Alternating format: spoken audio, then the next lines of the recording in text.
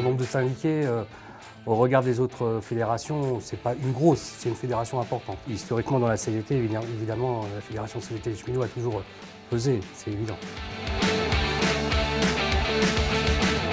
On a pris en responsabilité le choix de publier et de certifier nos comptes. Et on a fait connaissance de Coesco à ce niveau-là, c'était devait être dans les années 2009.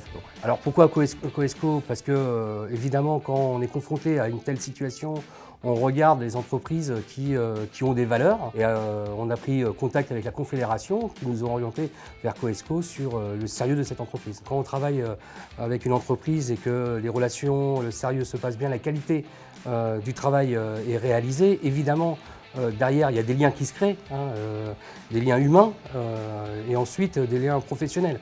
C'est-à-dire que, par exemple, on sait très bien qu'aujourd'hui, toutes ces questions comptables sont très précises. Et à partir de là, on n'a pas le droit à l'erreur.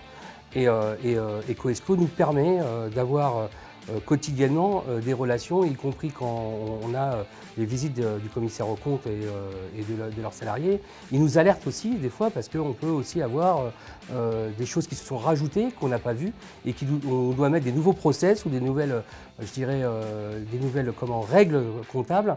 Et ça nous permet d'être toujours au top et de ne pas avoir de risques sur notre comptabilité et être conforme à la législation. Et ça, c'est très très important pour la Fédération CGT des cheminots, bien évidemment. Et donc, je dirais, c'est plutôt de la prévention que de la répression. Une de ses forces, c'est évidemment de connaître le monde ferroviaire et le monde des organisations syndicales. Le monde ferroviaire est très complexe. Personne ne se doute une seule seconde quand ils montent dans un train qu'ils sont confrontés maintenant à des multiples entreprises. Et donc à partir de là, on est confronté à des règles différentes.